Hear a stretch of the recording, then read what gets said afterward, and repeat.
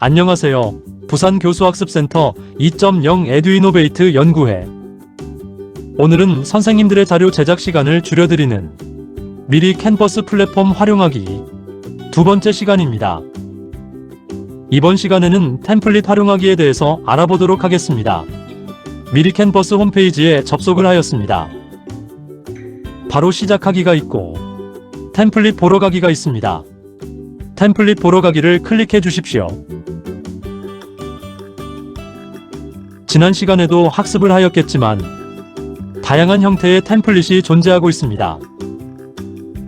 지난 시간에는 프레젠테이션 형식을 알아보았죠. 이번에는 가정통신문 형식을 만들어 볼 건데요. 여기를 쭉 내리시면 문서 서식에서 가로형과 세로형이 있습니다. 우리가 보통 가정통신문은 세로형으로 제작을 하죠. 네, 세로형을 클릭해 주십시오. 그러면 세로형 문서 형식들이 나오게 되겠습니다. 그러면 오늘은 가정통신문을 검색을 해본다고 했으니 가정통신문을 입력하고 그리고 내가 원하는 스타일이 있으면 스타일도 적어줍니다. 예를 들어서 민트색 또는 파스텔톤이라고 하셔도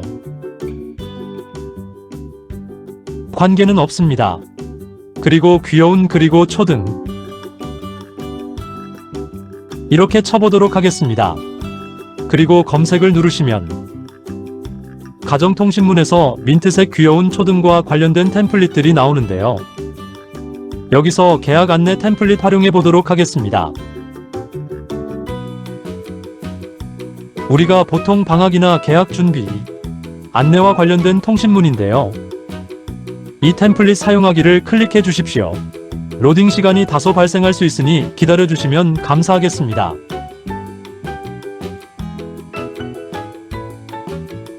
보시는 바와 같이 이렇게 가정통신문이 생성이 되었습니다. 그러면 우리가 템플릿을 활용할 때 가장 쉬운 방법은 여기 있는 것들을 그대로 활용하는 것이죠. 하지만 여기 있는 요소들을 그대로 사용하시게 되면 간혹 저작권에 위반이 될 수도 있습니다. 그렇기 때문에 이런 요소를 다른 형태로 살짝 바꾸시는 것이 좋습니다. 예를 들어서 이 여학생의 머리핀을 얹어 볼까요? 요소를 클릭을 하고 요소 검색에서 머리핀이라고 검색을 해봅시다. 이렇게 머리핀이 나오죠? 일러스트 형식의 머리핀도 있고 도형도 있고 선도 있습니다. 일러스트가 어울리겠죠? 여기서 마음에 드는 것을 하나 선택하여 클릭을 한 후에 여학생 머리 위에다가 이렇게 옮겨서 씌우면 되겠습니다. 우리가 보통 머리핀은 사선으로 되어 있죠. 그래서 머리핀 요소를 돌려줄 필요가 있는데요. 돌리는 것은 여기 보시면 이렇게 회전 모양이 있습니다. 이걸 활용하셔서 이렇게 돌리시면 되겠습니다. 그러면 이 캐릭터 자체 하나하나가 저작권을 가지고 있지만 요소들을 조합하게 되면 그래도 내가 새로운 캐릭터를 창조한 것이 되겠죠. 그리고 이 캐릭터가 마음에 들지 않는다면 캐릭터를 클릭한 후에 여기 보시면 비슷한 요소라고 나옵니다. 그러면 이것과 비슷한 요소들을 검색을 할 수가 있는데요. 이 학생 말고 다른 학생으로 변경을 할 수도 있습니다. 그래서 이 학생 대신에 다른 학생을 넣어도 되겠죠? 삭제를 하시고 이렇게 편집하여 넣으면 되겠습니다.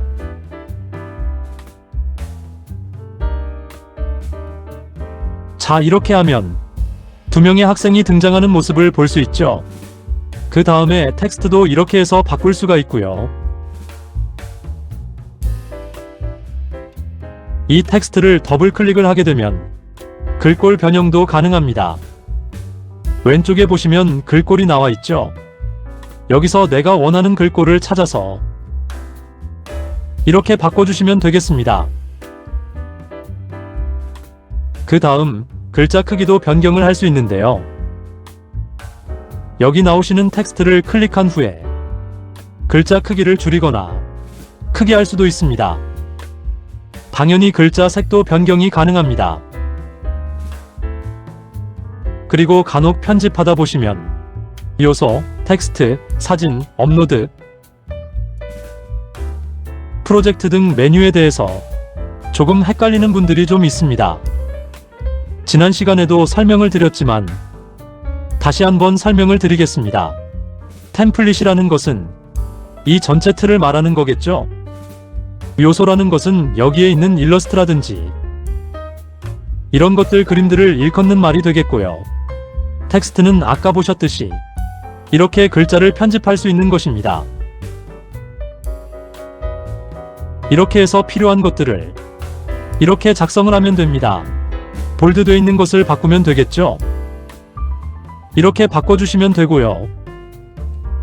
그 다음에 준비물과 제출할 자료, 등교 전 확인사항 등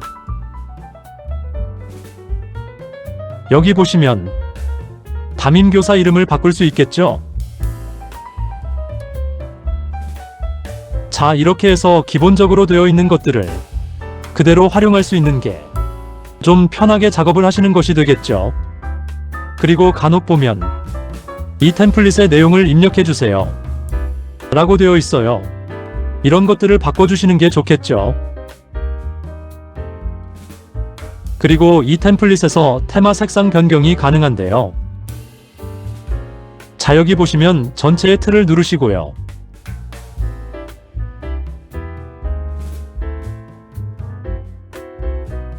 테마를 들어가십니다. 테마를 누르시고 여기 나와 있는 색상 조합을 이런 식으로 바꿀 수가 있어요. 셔플을 누르게 되면 색상의 순서가 바뀌게 됩니다. 여기에 있는 셔플 버튼을 누르게 되면 색상의 형태가 다 바뀌죠. 그래서 테마의 색상을 바꿀 수도 있고요. 처음으로 돌아가시려면 초기화를 누르시면 되겠습니다. 그리고 내가 또 다른 텍스트를 넣고 싶다, 또 다른 요소를 넣고 싶다 가능하겠죠. 요소를 클릭하신 후에 원하는 요소를 검색을 하여서 넣었습니다. 예를 들어서 학교라고 해보도록 할게요. 학교 이미지를 난 넣고 싶다. 일러스트 형태의 학교 이미지를 첨부를 할 수가 있습니다. 이 같은 경우에 나 이거 색연필 말고 이걸 넣을래. 그러면 이 학교 모양을 이렇게 한 후에 크기 조절을 통해서 이렇게 삽입이 가능합니다. 그리고 나는 텍스트를 넣어야 될 것 같아요. 자, 여기 보시면 등교 전 확인 사항에서 한 가지 더 넣고 싶다. 자, 일단 여기는 점선을 컨트롤 C 그리고 컨트롤 B를 누르시면 붙임이 되겠죠. 그리고 여기 있는 이 텍스트를 하나 더 넣고 싶다. 그 경우에 이 텍스트 추가를 통해서 텍스트 상자를 넣어서 할 수도 있습니다. 텍스트 상자를 이렇게 누르시고자 본문 텍스트 추가를 클릭을 해서 텍스트를 추가를 할 수가 있어요. 나오죠? 이거를 기존에 있는 거는 삭제를 하고 이것을 내려서 작성을 해서 글 자체를 맞추면 되겠죠. 그런데 이것의 단점은 무엇일까요? 내 지금 앞에 있는 글자와 텍스트 형태가 달라지죠. 그래서 제가 추천하는 것은 기존에 있는 이 텍스트 박스에서 이 기존에 있는 텍스트 박스의 커서를 끝으로 이동한 후에 엔터를 누르게 되면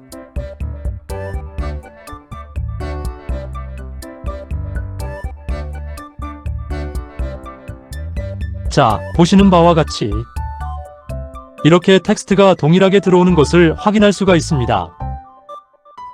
자, 그리고 이 점선도 이렇게 넣어주시면 되겠죠. 복사를 붙인 후에 삽입합니다.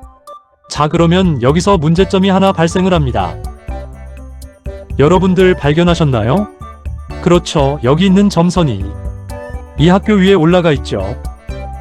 이런 경우에 어떻게 해결할 수 있을까요? 네, 그렇습니다. 이 점선을 클릭을 하신 후에 마우스 오른쪽 버튼에 순서를 눌러서 뒤로 보내기를 누릅니다. 또는 컨트롤 키와 커서를 누르게 되면 이렇게 뒤로 보낼 수가 있습니다. 이것도 순서를 뒤로 보내기 이렇게, 그러면 이 점선이 뒤로 가는 것을 확인할 수 있죠. 또는 이 학교 마크를 순서를 앞으로 보내기로 실행을 하시면 됩니다. 지금 학교 마크 순서는 맨 앞에 나와 있기 때문에 앞으로 보내기가 되지 않고 있습니다. 이렇게 해서 개체를 뒤로 보내거나 앞으로 보내서 순서를 조정할 수가 있습니다. 제작이 완료되었으면 우측 상단의 공유 버튼을 누르시고요. 여기 보시면 다른 친구들에게 이렇게, 요즘은 이제 웹 브라우저 주소로 공유를 많이 하죠. 브라우저 주소로 공유를 할 수도 있고요. 링크 복사를 누르기 전에 제한됨에서 링크가 있는 누구나 볼 수 있도록 변경한 후에 링크 복사를 통해서 공유를 할 수 있지만, 또는 다운로드해서 PDF 문서로만 출력을 하는 경우도 있습니다. PDF 인쇄용을 누르신 후에 다운로드를 누르시면 제작한 가정통신문의 PDF를 다운받으셔서 학생들에게 인쇄 후 나눠줄 수가 있습니다. 보시는 바와 같이 PDF가 다운된 것을 확인할 수가 있습니다. 이번 두 번째 시간에 템플릿에서 가정통신문 형태를 알아보았습니다. 이상으로 성명을 마치도록 하겠습니다. 감사합니다.